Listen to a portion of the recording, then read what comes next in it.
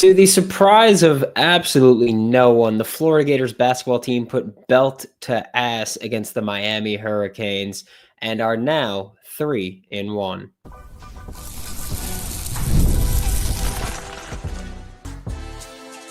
You are Locked On Gators, your daily podcast on the Florida Gators. Part of the Locked On Podcast Network, your team every day. Hello, and welcome back to another episode of Locked On Gators, part of the Locked On Podcast Network, your team every day. Thanks for making Locked On Gators your first listen of the day every day. We are available daily and free wherever you listen to the podcast and on YouTube. I am Brandon Olsen, lifelong Florida Gators fan, and I am so damn happy that the Florida Gators find something respectable of a jump shot, because also, it wasn't insane shooting, right? They shot 31% from three in the game. That's it. It wasn't insane, but guess what? It's a lot better than the 20% that they shot in multiple games before that. Yeah, I'll take that 10 times out of 10. Without a shadow of a doubt, I'll take that. And that's what we were really looking for, right? Like this team to find something of a jump shot. I fully accept that this Florida Gators team is not going to be the insane shooting performances that we saw last year, right? However, you got to be at least threatening. I think that's the most important part, and that's what they were. Like, if you're shooting 33%, that's average, right? That's average across college basketball.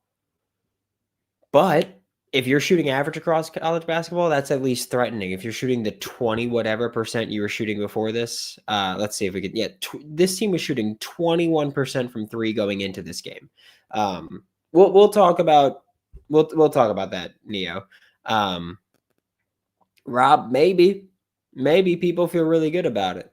But this is a Florida Gators team this was a game where Florida just went in there. They were the better team. It showed early on, and it showed for really the rest of the game. Miami went up 2-0 to start the game, and I think that was the last time they led. I think that was the last time that they led the game, because then it was Alex Condon hit a three, then Florida went on a 9-2 run, and then it was all Florida pretty much all the time after that. And so, yeah, Florida just took control and never gave it up. And it was great because, you had the emergence of someone like Urban Klavzar, who I've been critical of before. And by the way, let's not do this thing where Urban Klavzar has a good game and all of a sudden people go, "Oh, you didn't think he was gonna be this. You didn't think he was gonna be that. You thought this."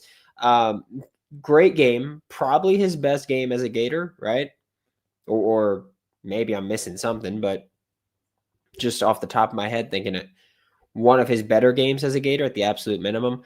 4 for 7 from 3, 3 for 3 from the free throw line.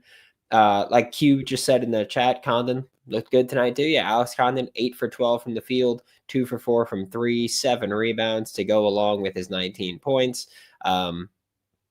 He had one block that just felt like a classic Alex Condon block that we haven't really had much of this year. Ruben Chinyelu, 7 for 10 from the field, 2 for 3 from the free throw line, had 16 points, 12 rebounds, so another double-double for him.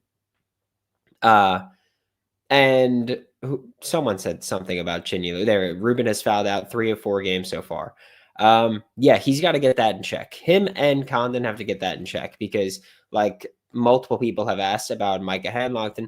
I don't know exactly what it is. I don't think that we've gotten an answer on Micah Hanlogton yet. But we haven't seen him since he ate an elbow to the face that was somehow not called on anything. And we didn't see him after that. I don't know if it was like a concussion type thing. Really don't know. They haven't announced anything. No one has said anything. All they've said is head injury. That's it. So hope he's all right. I don't know. I don't like to speculate, so I don't want to do that. But Florida, like, if this was a closer game, Florida would have been in trouble there. Alex Condon, Ruben Chinulu fouled out. Micah Handlockton was out after playing, I think, not even 10 minutes. And then Victor Mikic came in. Didn't look great. Not going to lie to you. Didn't look great in that time.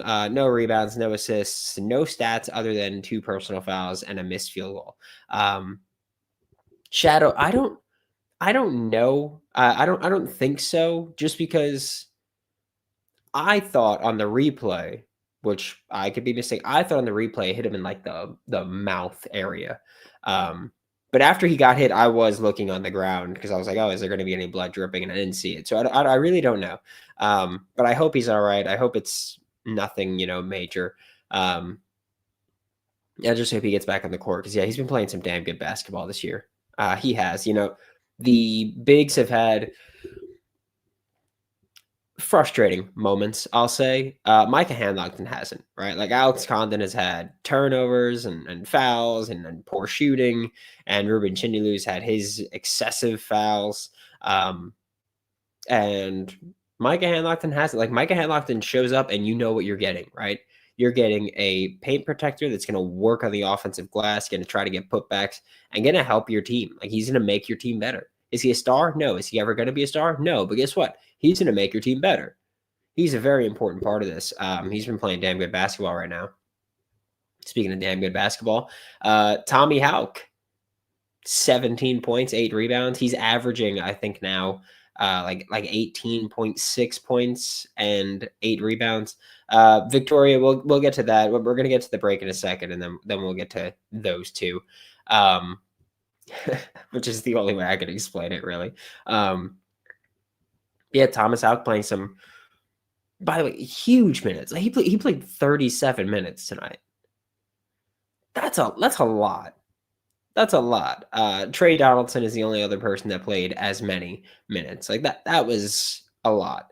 And so it was a hell of a game for Tommy Houck. He's really started to, I don't even want to say started to, he emerged in an insane way, right? Like, I think that last year when he was a 6th man, a lot of people went, oh yeah, he's got a lot of potential. Give him that time. He came out to start this year against Arizona, and he was like, oh, I am the best player here.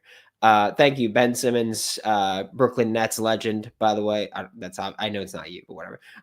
Go Gators, great job. Great job you're doing, Brandon, and enjoy all of your podcasts. Go Gators. Go Gators. Thank you, Ben. We are about to get to we'll get to the backcourt, right? We'll get to the transfer portal backcourt there when we get back with Locked On Gators. The NBA is back, and there's no better place to get in on the action than FanDuel, the official sports betting partner of the NBA. But I'll tell you this much. Where I made money tonight was on Florida. I altered the spread, which was minus 10.5 when I saw it. I altered it to minus 13.5. Thankfully, they won by 14. I'm not going to lie. When the bigs fouled out, I was like, oh, that's screwed. They're going to close this gap. But luckily, it went from, I think, 18 to 14. And so still covered there. So thank you, Florida. Right now, FanDuel is giving new customers $300 in bonus bets when your first $5 bet wins. So head to FanDuel.com to sign up and play your game with FanDuel, the official sports betting partner of the NBA. And college football is wrapping up, folks, right? We got 2 more Florida Gators games. This weekend, next weekend, then it's donezo. Okay? Just saying, if you want to go catch a game, use Game Time, the app that gives the advantage back to fans. It's the easiest way to score last-minute tickets at the best prices with no surprise fees, so what you see is what you pay. Take the guesswork out of buying college football tickets with Game Time.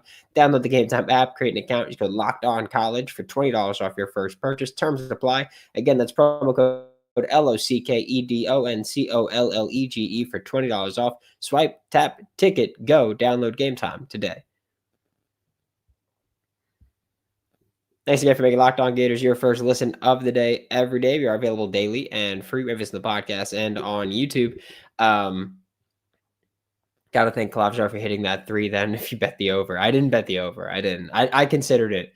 Actually, that wouldn't even hit the over. When I saw the over, it was like 170, I think it was. And I was like, that just seems insane. But I don't know what Miami's going to do really, because they haven't played anybody. But so, yeah, I didn't touch it. It might have been 160, but still, that wouldn't have come close. But yeah, Florida this offseason went and added Xavier Lee from Princeton and Boogie Fland from Arkansas.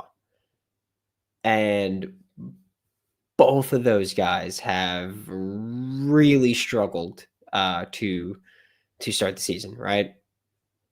I mean, Boogie Fland so far this year is averaging 12 points, 3.7 rebounds, 2.3 assists on 44% shooting from the field, 16.7% from three. Unfortunately, 68.8% from the free throw line, which this is not updated for today, so that number is going down, and a 48.1% effective field goal percentage. Here's the thing.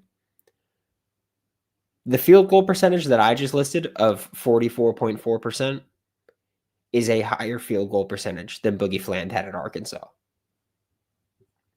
Okay. The effective field goal percentage that I just read off of 48.1% is a higher effective field goal percentage than Boogie Fland had at Arkansas. Also, I'm sorry. I know I sound awful right now. This is life. This is where we are.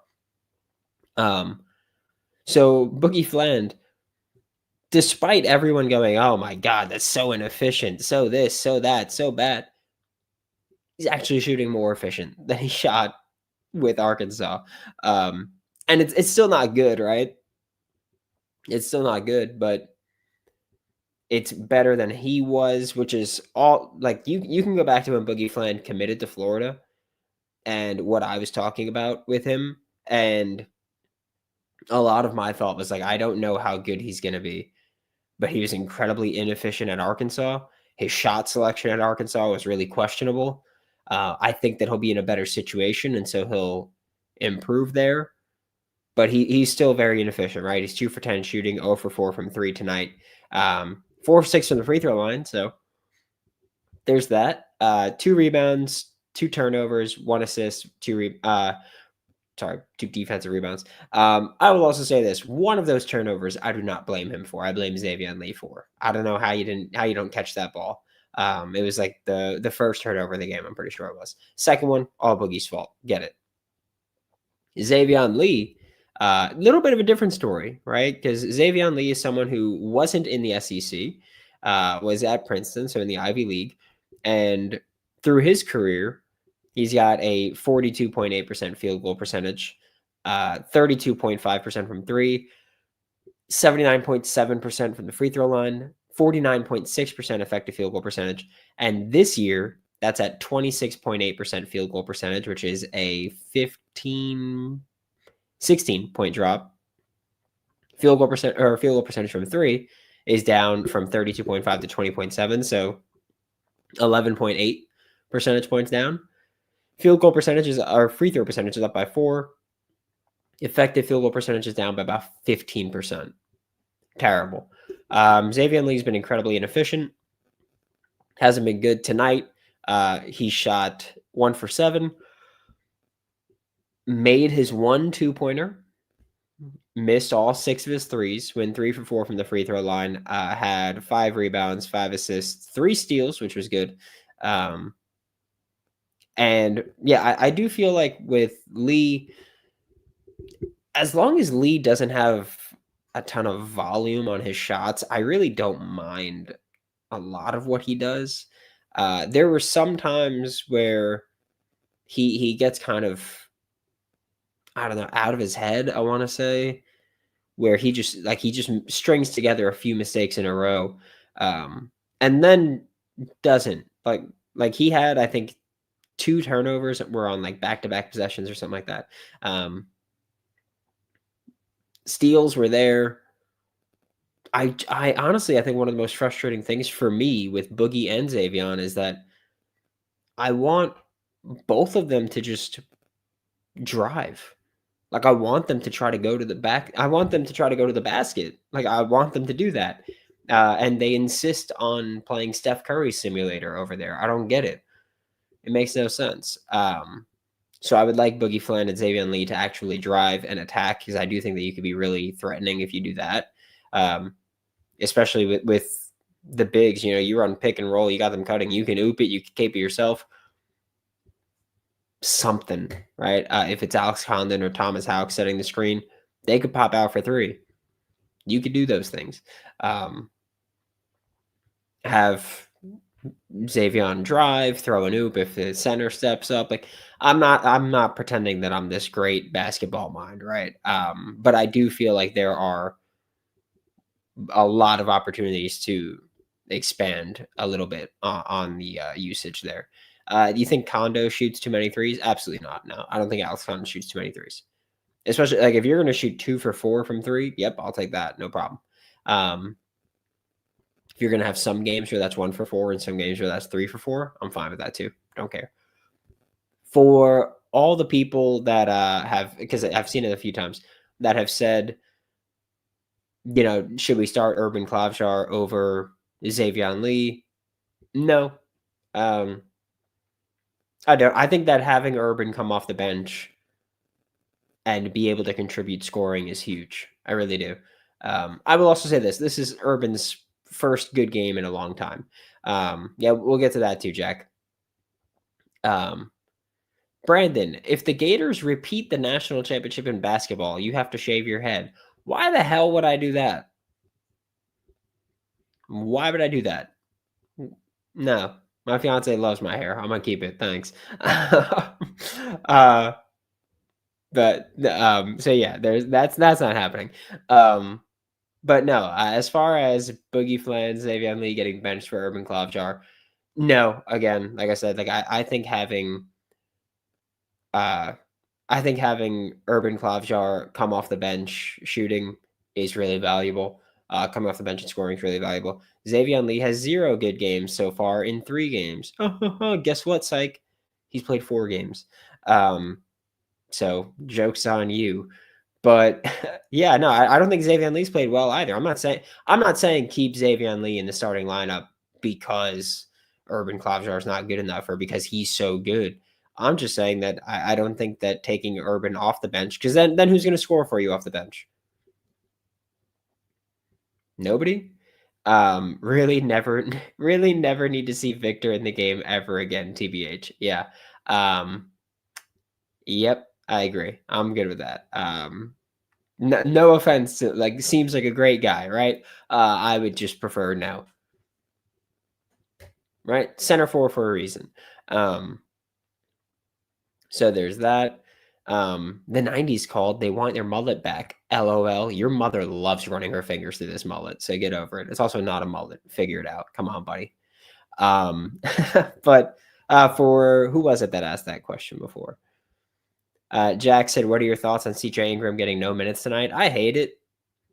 I think that CJ can provide valuable minutes to this team. I think that I say that as someone that was pretty skeptical of CJ Ingram coming in and being able to play right away. Yeah, that's fine. I feel that CJ Ingram earlier coming in, I was like, he shot like 20 something percent from, or I think it was like 17% from 3. And was worried about that. He came in and honestly, 17% is not far off from the team average at this point. I think he plays good defense. I think he brings hustle plays. I want to see CJ Ingram play. In fact, CJ Ingram is the guy that I've said I would like to see get thrown into the starting lineup if there's a change there. So why he didn't play, I don't know. I don't like it. So I'll say that. Isaiah Brown needs to play a little more. Got decent minutes tonight. Yep. I would like to see Isaiah Brown play. Personally, like I feel like I've been saying this for the season so far, is I would like to see AJ Brown play too. Give you a shooter. 53. Damn, I turned 30 in a few weeks. So I'm basically your age, dude. It's crazy. But yeah, no, I don't know why the rotation was set up the way it was. I honestly thought that you would see more because when you think about it, Victor Mikic played 3 minutes. Micah Hanlogton played 9 before getting hurt. And then your only other rotations were Urban Klavzar and Isaiah Brown. Like the Florida Gators did this with basically playing 7 players. That's what it was. And they still put belt to ass on Miami and beat Miami and Florida State. Start the year here. Would love to see Boogie's efficiency numbers inside the paint versus outside. I'll try to find them, Jack. I'll try. I'm not great with finding the college basketball analytics information, so I'll try to see what I can get. Olivier must have the durability of a pencil to barely get any minutes. I don't know what it is. Like I really like I know he came in that one game and it was like because it was a blowout. Let's let him make his debut. But yeah, that just is what it is. Can we beat Duke? I don't know. Yeah, I don't know about beating Duke. I don't know what this team is yet. I'm going to be honest, because to me, I feel like this is a team that does quite a few things really well. But they don't shoot threes well, and they don't take care of the basketball enough. And I feel like those are 2 really bad areas to not be good at. And so that's where I get a bit concerned with this team, is that you turn the ball over and you can't shoot your way back into games consistently. That's definitely a bit concerning. But again, like you're 4 games in. We don't know what this team is. They could figure it out shooting wise. They can, whatever they got to do, they could probably do it. We don't know what this team is 4 games in. We won't know what this team is another few games in. This is a long season. Okay. This is a long season with a lot of development to go. And don't forget, this is a lot of new pieces gelling together. We've seen this before under Todd Golden. Give him time. This is also a really competitive out-of-conference schedule that I don't think we've really seen before. So this team's going to have more losses than last year's team. This team would probably lose to last year's team because they're not going to be able to shoot that way. But, yeah, like this is still a team that is competitive as hell. And again, like I think they're still a really good team. I do. It's just that the 2 areas where they're pretty inconsistent in are incredibly important areas. Jory, thank you for supporting. Jory said, thanks for all you do, Brandon. So thank you for supporting. We're going to wrap up here before my voice completely goes. But thank you all for tuning in to Locked On Gators, where we're going to try to go live after as many basketball games as we possibly can. We got 2 more football games, and we're not getting a third because they're not going to be bowl eligible. So there's that. We will be back tomorrow morning. We're talking Lane Kiffin. We're talking the Ole Miss game. We're talking about a bunch of things. And I thank you all for tuning in. Thank you all for supporting. Thank you all for joining and having fun. And I will see you all next time.